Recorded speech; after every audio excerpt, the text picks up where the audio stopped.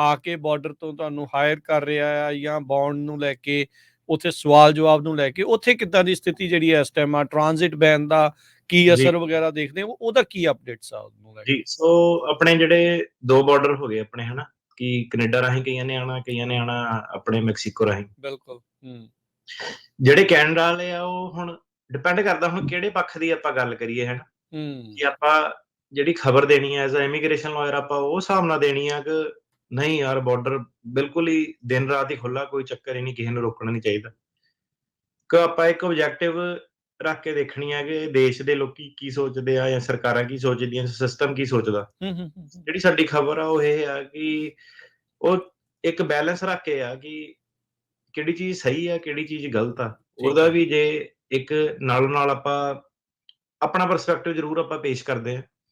ਸੋ ਕੀ ਸੀਗਾ ਕਿ ਹੁਣ ਕੈਨੇਡਾ ਦੇ ਵਿੱਚ ਆਪਾਂ ਦੇਖਿਆ ਕਿ ਬਹੁਤ ਜ਼ਿਆਦਾ ਸਟੂਡੈਂਟ ਜਿਹੜੇ ਸੀਗੇ ਉਹਨਾਂ ਨੂੰ ਲੋੜ ਸੀਗੀ ਤੇ ਬਹੁਤ ਜ਼ਿਆਦਾ ਉੱਥੇ ਓਵਰਕਰਾਊਡ ਕਰਤਾ ਉਹਨਾਂ ਨੇ ਜਿੱਦਾਂ ਆਪਾਂ ਵੀਡੀਓ ਦੇਖਦੇ ਆ ਨਾਇਗਰਾ ਫਾਲ ਦੀਆਂ ਇੱਧਰ ਟੋਰਾਂਟੋ ਦੀਆਂ ਬਰੈਂਪਟਨ ਦੀਆਂ ਉਹਨਾਂ ਦਾ ਜਿਹੜਾ ਢਾਂਚਾ ਸੀਗਾ ਉਹ ਵੀ ਕੈਚ ਅਪ ਨਹੀਂ ਕਰ ਪਾਇਆ ਹਨਾ। ਉਦੋਂ ਇਹ ਕਹਿੰਦੇ ਸੀਗੇ ਕੈਨੇਡਾ ਵਾਲੇ ਕਿ ਇਹਨਾਂ ਨੂੰ ਲੋਕਾਂ ਦੀ ਲੋੜ ਆ ਇਮੀਗ੍ਰੈਂਟ ਚਾਹੀਦੇ। ਹੁਣ ਉਹਨਾਂ ਦੀ ਜਿਹੜੀ ਇਕੋਨਮੀ ਆ ਰੀਅਲ ਐਸਟੇਟ ਵਗੈਰਾ ਸਾਰੇ ਜਿਹੜੇ ਸੀਗੇ ਘਰ ਘੁਰ ਹਾਊਸਿੰਗ ਕ੍ਰਾਈਸਿਸ ਉੱਥੇ ਕਿਸੇ ਹੱਦ ਤੱਕ ਜਿਹੜਾ ਇਮੀਗ੍ਰੈਂਟਸ ਨੇ ਕੰਮ ਖਿੱਚਿਆ ਹੋਇਆ ਸੀਗਾ ਉੱਥੇ ਕਿਉਂ ਆਪ ਦੀ ਤਾਂ ਕੋਈ ਐਸਾ ਇੰਡਸਟਰੀ ਇੰਨੀ ਵੱਡੀ ਕੋਈ ਸੀਗੀ ਨਹੀਂ ਕੋਈ ਥੋੜੀ ਮੋਲਡਿੰਗ ਫੈਬਰੀਕੇਸ਼ਨ ਦੀ ਲਾ ਲਓ ਥੋੜੀ ਬਹੁਤੀ ਆਈਟੀ ਦੀ ਲਾ ਲਓ ਉਧਰਲੇ ਬੰਨੇ ਤੇ ਠੰਡੇ ਜਿੱਦਾਂ ਮੁਲਕ ਉੱਪਰ ਬਰਫ਼ ਪੈਂਦੀ ਸਾਰੇ ਜਿਹੜੇ ਇਲਾਕਿਆਂ 'ਚ ਤੇ ਟਰਾਂਸਪੋਰਟੇਸ਼ਨ ਦਾ ਵੀ ਜਿਹੜਾ ਕੰਮ ਸੀਗਾ ਜ਼ਿਆਦਾ ਅਮਰੀਕਾ ਕਰਕੇ ਅਮਰੀਕਾ ਦੀ ਇਕੋਨਮੀ ਵੱਡੀ ਸੀਗੀ ਉਹਦੇ ਕਰਕੇ ਕਾਫੀ ਜਿਹੜੇ ਬਾਰਡਰ ਸਿਟੀ ਸੀਗੇ ਉਹ ਜ਼ਿਆਦਾ ਬਿਜ਼ਨਸ ਹੋਣਾ ਹੁੰਦਾ ਸੀਗਾ ਐਕਟੀਵਿਟੀ ਰਹਿੰਦੀ ਹੈ ਤੇ ਜਦੋਂ ਤੁਸੀਂ ਉਸੇ ਮੁਲਕ ਦੇ ਵਿੱਚ ਉੱਪਰ ਜਾ ਕੇ ਵੇਖੋ ਬਰਫਾਂ ਜ਼ਿਆਦਾ ਤੇ ਇਕੋਨਮੀ ਉਨੀਆਂ ਛੋਟੀਆਂ ਉੱਥੇ ਹੋ ਜਾਂਦੀਆਂ।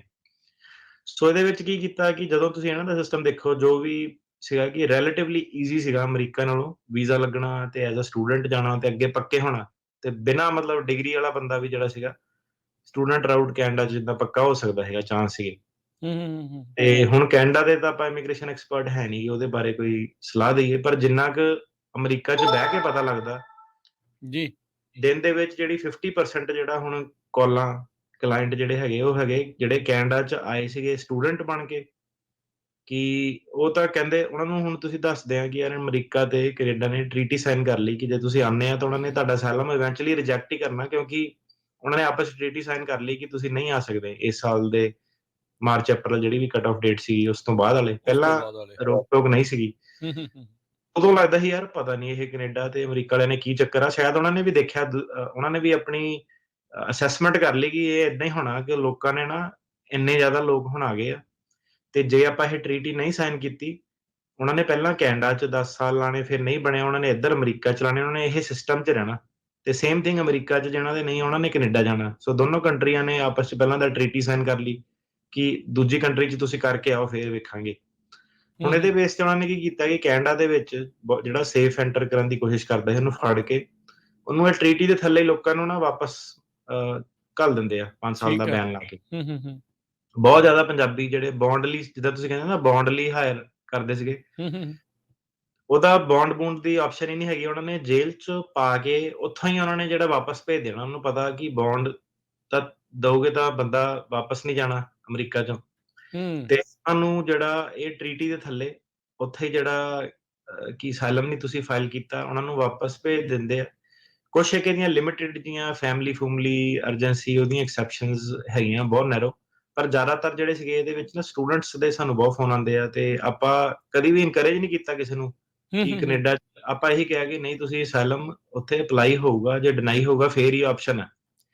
ਹੁਣ ਇਸ ਸਿਚੁਏਸ਼ਨ ਦੀ ਰਿਐਲਿਟੀ ਕੀ ਹੈਗੀ ਹੈ ਰਿਐਲਿਟੀ ਇਹਦੀ ਇਹ ਹੈਗੀ ਆ ਕਿ ਉਹਨੂੰ ਇਹ ਸਾਰਿਆਂ ਨੂੰ ਪਤਾ ਕਿ ਜਿੰਨੇ ਵੀ ਕੰਸਲਟੇਸ਼ਨ ਬਣਾਈ ਹੈ ਹਨਾ ਤੇ 70-80% ਜਿਹੜੀਆਂ ਕੰਸਲਟੇਸ਼ਨਸ ਆਪਣੀਆਂ ਹੈਗੀਆਂ ਜੇ ਕਿਤੇ ਮੈਂ ਰਿਕਾਰਡਿੰਗ ਪਲੇ ਕਰਾਂ ਮਤਲਬ ਆਫ ਕੋਰਸ ਕੌਨਫੀਡੈਂਸ਼ੀਅਲਿਟੀ ਪ੍ਰੋਵੀਜ਼ਨ ਕਰ ਨਹੀਂ ਸਕਦਾ ਬੰਦਾ 70-80% ਜਿਹੜੇ ਕੇਸ ਹਨ ਕਿਤੋਂ ਵੀ ਭਾਵੇਂ ਅਮਰੀਕਾ ਦੇ ਵਿੱਚੋਂ ਵੀ ਉਹ ਆਪਾਂ ਛੱਡ ਰਹੇ ਹਾਂ। ਕਿਉਂ ਛੱਡ ਰਹੇ ਹਾਂ ਕਿਉਂਕਿ ਉਹਨਾਂ ਨੂੰ ਸਲਾਹ ਸਿੱਧੀ ਹੈਗੀ ਕਿ ਨਹੀਂ ਤੁਹਾਡਾ ਪ੍ਰੂਵ ਨਹੀਂ ਹੋ ਸਕਦਾ ਤੁਸੀਂ ਨਾ ਆਓ ਤੁਸੀਂ ਉੱਥੇ ਰਹਿ ਕੇ ਆਪਣੀ ਜਿਹੜੀ PR ਲਓ ਕੈਨੇਡਾ ਦੀ ਸਿਟੀਜ਼ਨ ਬਣੋ ਫੇਰ ਆਓ।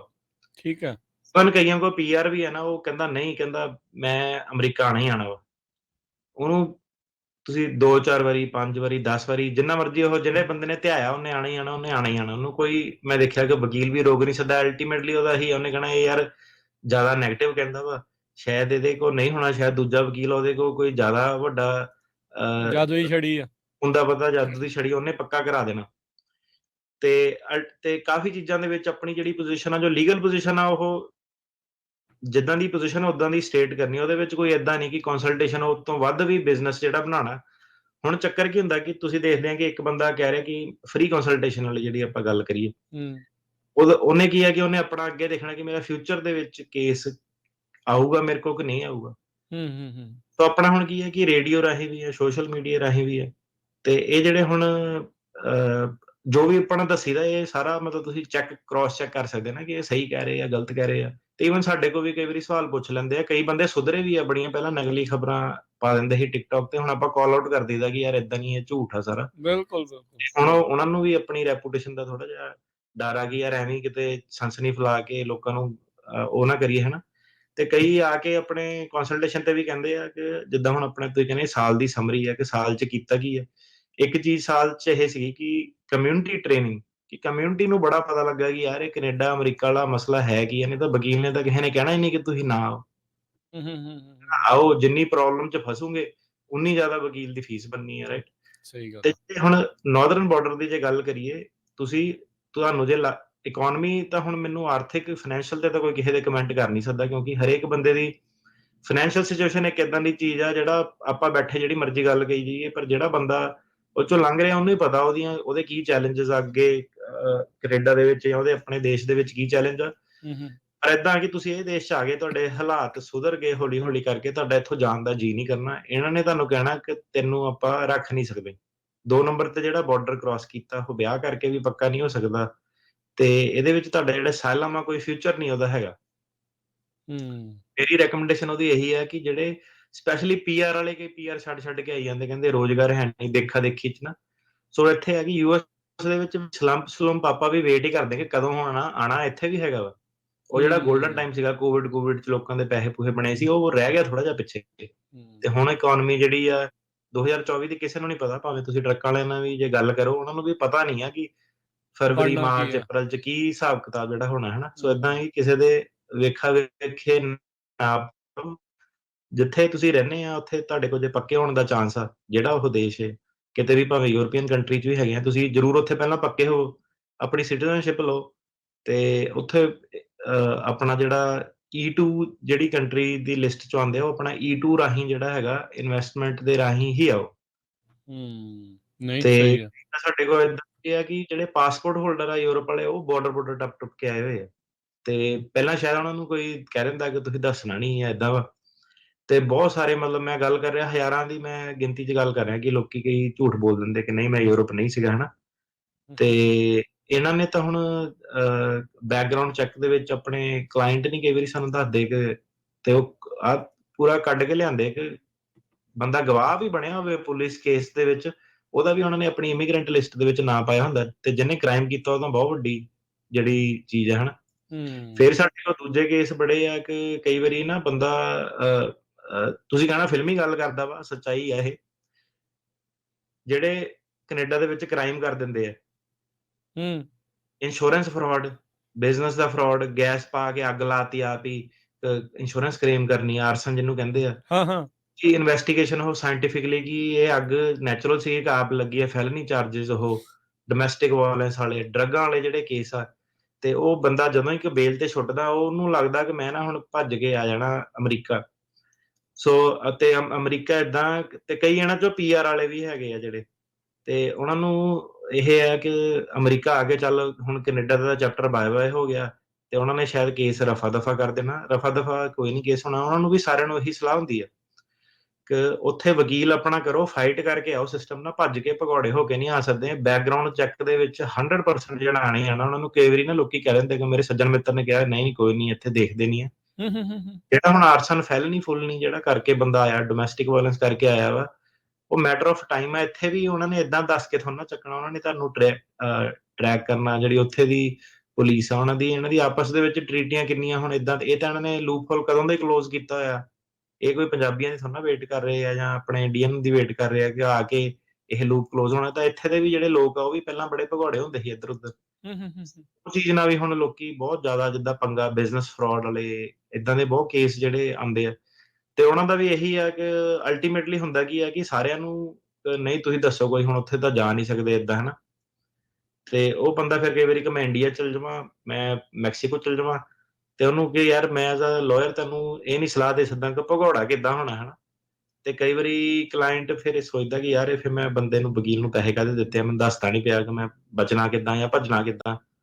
ਹੁਣ ਇਹ ਕਿਹੜਾ ਕੋਈ ਵਕੀਲ ਨੂੰ ਪੁੱਛ ਕੇ ਫਰਾਡ ਕੀਤਾ ਸੀ, ਜਿਹੜਾ ਐਡਾ ਵੱਡਾ ਕੀਤਾ ਸੀ। ਵਕੀਲ ਨੇ ਤੁਹਾਨੂੰ ਜਿਹੜਾ ਲੀਗਲ ਐਥਿਕਸ ਆਸਪੈਕਟ ਜਿਹੜੀਆਂ ਦੱਸਣਾ। ਰਿਕੁਆਇਰਮੈਂਟ ਉਹਦੇ ਵਿੱਚ ਬਿਲਕੁਲ। ਹੀ ਰਹਿ ਕੇ ਆਪਣੀ ਜਿਹੜੀ ਜਾਣਕਾਰੀ ਦਿੱਤੀ ਜਾ ਸਕਦੀ ਹੈ ਰਾਈਟ। ਸੋ ਹੂੰ। ਫਰਾਡ ਵਾਲੇ ਕੇਸ ਬੜੇ ਆ ਤੇ ਉਹ ਵੀ ਹੁਣ ਕਈ ਵਾਰੀ ਏਦਾਂ ਦੇ ਵੀ ਕੇਸ ਸੀਗੇ ਕਿ ਹਿੱਟ ਐਂਡ ਰਨ ਨਹੀਂ ਹੋ ਗਿਆ। ਹਾਂਜੀ, ਹਾਂਜੀ। ਜੀ, ਜੀ। ਹਿੱਟ ਰਨ ਦੇ ਵਿੱਚ ਨਾ ਕਈ ਵਾਰੀ ਮੁੰਡੇ ਯੰਗ ਆਪਣੇ ਜਿੱਦਾਂ ਹੈਗੇ ਬੰਦਾ ਮਾਰ ਦਿੰਦੇ ਉੱਥੇ। ਹੂੰ। ਏਦਾਂ ਦੇ ਕੇਸ ਬੜੇ ਫਿਰ ਇੱਥੇ ਆ ਜਾਂਦੇ ਆ, ਡਰਦੇ ਆ ਕਿੱਦਾਂ ਨਾ ਕਿ ਮੈਂ ਤਾਂ ਭੱਜਿਆ ਆ। ਅੱਛਾ, ਹਾਂਜੀ। ਸੋ ਅੱਛਾ। ਉਹਨਾਂ ਨੂੰ ਫਿਰ ਇਹੀ ਹੈ ਕਿ ਯਾਰ ਤੈਨੂੰ ਵਾਪਸ ਜਾਣਾ ਪੈਣਾ, ਤੇਰਾ ਏਦਾਂ ਵਾ। ਤਾਂ ਉਹ ਆਫ ਕੋਰਸ ਹੁਣ ਸਾਨੂੰ ਤਾਂ ਨਹੀਂ ਹਾਇਰ ਕਰੂਗਾ, ਉਹਨੇ ਕਹਿਣਾ ਯਾਰ ਇਹ ਤਾਂ ਮੈਨੂੰ ਪੁੱਠੀ ਸਲਾਹ ਦਿੰਦਾ ਜਾਂ ਏਦਾਂ ਵਾ। ਸੋ ਕੀ ਹੈ ਕਿ ਜਦੋਂ ਤੁਸੀਂ ਹਿੱਟ ਐਂਡ ਰਨ ਤੇ ਜਿਹੜਾ ਨਹੀਂ ਇਹ ਤਾਂ ਨਾਰਮਲ ਗੱਲ ਹੀ ਹੈ ਕਿ ਜਦੋਂ ਤੁਹਾਡਾ ਕਿਤੇ ਐਕਸੀਡੈਂਟ ਹੋ ਗਿਆ, ਤੁਸੀਂ ਉੱਥੇ ਗੱਡੀ ਦੀ ਬ੍ਰੇਕ ਮਾਰਨੀ। ਹੂੰ। ਤਾਂ ਤੁਸੀਂ ਕਹੋ ਮੈਂ ਅਗਲੇ ਚੌਂਕ ਤੇ ਵੀ ਜਾ ਕੇ ਰੁਕ ਗਿਆ ਸੀਗਾ, ਉਹ ਵੀ ਹਿੱਟ ਐਂਡ ਤੁਹਾਡੀ ਰਨ ਹੀ। ਜਿਹੜੀਆਂ ਡਿਪੈਂਡਿੰਗ ਅਪੋਨ ਕਿਹੜੀ ਸਟੇਟ 'ਚ ਪਨਿਸ਼ਮੈਂਟ ਤੁਹਾਡੀ ਦੁੱਗਣੀ-ਤਿੱਗਣੀ ਜਿਹੜੀ ਉਹ ਕਰ ਦਿੰਦੇ ਆ ਜੇ ਬੰਦਾ ਨਾ ਰੁਕੇ ਉੱਥੇ ਹਨਾ। ਹੂੰ। ਤੇ ਏਦਾਂ ਕਿ ਜਦੋਂ ਤੁਹਾਡੇ ਕੋਲ ਕੋਈ ਕ੍ਰਾਈਮ ਹੋ ਗਿਆ ਨਾ, ਉੱਥੇ ਕਿਤੇ ਵੀ ਤੁਸੀਂ ਹੈਗੇ ਆ ਜੇ, ਪਹਿਲਾ ਰੂਲ ਆਫ ਥੰਬ ਹੈਗਾ ਕਿ ਚੁੱਪ ਰਹੋ, ਵਕੀਲ ਦੀ ਮੰਗ ਕਰੋ। ਆਪਣੇ ਜਿਹੜਾ ਲੋਕਲ ਉਹ ਹੈਗਾ, ਹੂੰ। ਉਹ ਬੰਦਾ ਨਰਵਸ ਹੁੰਦਾ ਉਦੋਂ ਕੁਛ ਵੀ ਜਿਹੜਾ ਬੰਦਾ ਬੋਲੀ ਜਾਂਦਾ, ਆਲਤੂ-ਫਾਲਤੂ ਬੋਲੀ ਹੂੰ, ਜਾਂਦਾ। ਹੂੰ। ਸੋ ਸਿਸਟਮ ਤੋਂ ਭੱਜ ਕੇ ਨਹੀਂ ਆਉਣਾ, ਉਹਨਾਂ ਦਾ ਤੁਹਾਨੂੰ ਜਾਣ ਨਹੀਂ ਦੇਣਾ। ਤੇ ਉਹ ਵਾਲੇ ਜਿਹੜੇ ਕੇਸ ਆ ਉਹਨਾਂ ਨੂੰ ਵੀ ਕਾਫ਼ੀ ਹੁਣ ਰੇਡੀਓ ਤੇ ਗੱਲ ਕਰਨ ਦਾ ਮਕਸਦ ਇਹੀ ਆ ਕਿ ਉਹ ਕਈ ਵਾਰੀ ਨਾ ਬੰਦਾ ਸਾਨੂੰ ਕਹਿੰਦਾ ਕਿ ਯਾਰ ਅੱਛਾ ਭਾਜੀ ਤੁਸੀਂ ਫ਼ੋਨ ਤੇ ਆਪਣਾ ਆ ਕੇ ਫਿਰ ਮਿਲ ਕੇ ਗੱਲ ਕਰਦੇ ਆ। ਮੈਂ ਕਿਹਾ ਯਾਰ ਮਿਲ ਕੇ ਵੀ ਉਹੀ ਗੱਲ ਹੋਣੀ ਆ, ਕੋਈ ਏਦਾਂ ਨਹੀਂ ਕਿ ਫ਼ੋਨ ਤੇ ਸਲਾਹ ਫ਼ਰਕ ਆ। ਹੂੰ, ਹੂੰ, ਉਹ ਹੂੰ। ਤੁਹਾਨੂੰ ਤੁਸੀਂ ਜਿਹੜਾ ਆਪਣਾ ਰੇਡੀਓ ਦੇ ਸ਼ੋਅ ਦੀ ਵੀ ਜਿਹੜੀ ਸਲਾਹ ਵਾ, ਜਿੱਦਾਂ ਸਵਾਲ ਪੁੱਛਦੇ ਆ, ਜਿੱਦਾਂ ਦਾ ਇੱਥੇ ਲਹਿਜਾ ਉਹੀ ਸੇਮ ਚੀਜ਼ ਉਹੀ ਆ, ਭਾਵੇਂ ਇਨ ਪਰਸਨ ਹੋਵੇ ਭਾਵੇਂ ਕਿੱਦਾਂ। ਸੋ ਇਹ ਕੈਨੇਡੀਅਨ ਬਾਰਡਰ ਦੀ ਜਿਹੜੀ ਹਾਲਤ ਆ, ਜਿਹੜੀ ਸਾਊਥਰਨ ਬਾਰਡਰ ਨਾ ਹੈਗਾ, ਜੀ। ਸਾਊਥਰਨ ਬਾਰਡਰ ਤਾਂ ਉਹਨਾਂ ਦੇ ਲਈ ਇੱਕ ਨੈਸ਼ਨਲ ਐਮਰਜੈਂਸੀ ਵਾਲੀ ਸਿਚੁਏਸ਼ਨ ਹੈਗੀ ਆ, ਹੋਣੀ ਵਾਕਈ ਚਾਹੀਦੀ। ਨੈਸ਼ਨਲ ਐਮਰਜੈਂਸੀ ਹੂੰ। ਵਾਲੀ ਸਿਚੁਏਸ਼ਨ। ਤੇ ਟਰੰਪ ਵਰਗੀ ਵੀ ਇੱਕ ਆਵਾਜ਼ ਆ, ਜਿਹੜੀ ਸਿੱਧੇ ਕਿ ਇਮੀਗ੍ਰੈਂਟਾਂ ਨੇ ਉਹ ਕਿਸੇ ਟਾਈਮ ਤੇ ਲੱਗਦਾ ਹੈਗਾ ਕਿ ਇਹ ਉਦਾਂ ਹੀ ਬੋਲੀ ਜਾਂਦਾ ਵਾ। ਤੇ ਬਾਈਡਨ ਕਹਿੰਦਾ ਇਹ ਮਾੜਾ ਬੜਾ ਵਾ, ਇਹ ਇਮੀਗ੍ਰੈਂਟਾਂ ਨੂੰ ਆਪਾਂ ਹਿਊਮੇਨ ਸਿਸਟਮ ਬਣਾਉਣਾ, ਆਪਾਂ ਉਹਨਾਂ ਨੂੰ ਵੈਲਕਮ ਕਰਨਾ, ਏਦਾਂ ਕਰਨਾ, ਓਦਾਂ ਕਰਨਾ। ਤੇ ਹੁਣ ਜਿਹੜਾ ਸੀਗਾ ਸ਼ੋਅ ਹੀ ਤੁਸੀਂ ਸਾਡਾ ਸੁਣ ਕੇ ਦੇਖ ਲਓ ਕਿ ਜਦੋਂ ਬਾਈਡਨ ਜਿੱਤਿਆ ਸੀਗਾ, ਉਦੋਂ ਸਾਡੀ ਕਵਰੇਜ ਕੀ ਹੁੰਦੀ ਸੀਗੀ। ਬਿਲਕੁਲ। ਹੁਣ ਇਲੈਕਸ਼ਨ ਦਾ ਟਾਈਮ ਆ। ਤੇ ਦੂਸਰੀ ਗੱਲ ਇਹ ਵੀ ਹੈ ਕਿ ਤੁਸੀਂ ਇਹ ਵੀ ਨੋਟ ਕਰਿਓ ਕਿ ਇਹ 2024 ਦੇ ਵਿੱਚ ਕੀ ਕਵਰੇਜ ਰਹਿਣੀ ਹੈ ਇਮੀਗ੍ਰੇਸ਼ਨ ਦੀ। ਤੇ ਬਿਲਕੁਲ ਇਹਨਾਂ ਨੇ ਰਿਸਟ੍ਰਿਕਟ ਕਰਨੇ ਗੀ। ਤੇ ਫਿਰ ਉਸ ਤੋਂ ਬਾਅਦ 2025 'ਚ ਜਿਹੜਾ ਹੈਗਾ ਜੇ ਰਿਪਬਲਿਕਨ ਜਿੱਤੇ, ਉਹਨਾਂ ਨੇ ਆ ਕੇ ਪਹਿਲਾਂ ਥੋੜ੍ਹੀ ਜਿਹੀ ਟਾਈਟ ਕਰਨੀ ਟੂਟੀ ਸਾਰਿਆਂ ਦੀ। ਤੇ ਫਿਰ ਉਹਨਾਂ ਨੇ ਵੀ ਜਿਹੜੇ 2-3 ਸਾਲ ਹੁੰਦੇ ਆਪਣੇ ਹੋਰ ਕੰਮਾਂ ਕਾਰਾਂ ਦੇ ਵਿੱਚ, ਤੇ ਫਿਰ ਇਮੀਗ੍ਰੇਸ਼ਨ ਦਾ ਮੁੱਦਾ ਜਿਹੜਾ ਵੇਵ ਦੇ ਇਲੈਕਸ਼ਨ ਵਿੱਚ ਈਅਰ ਇਹ 'ਚ ਉੱਠਦਾ। ਇਲੈਕਸ਼ਨ ਈਅਰ 'ਚ ਫਿਰ ਜਿਹੜਾ ਹੋ ਉੱਠੂਗਾ।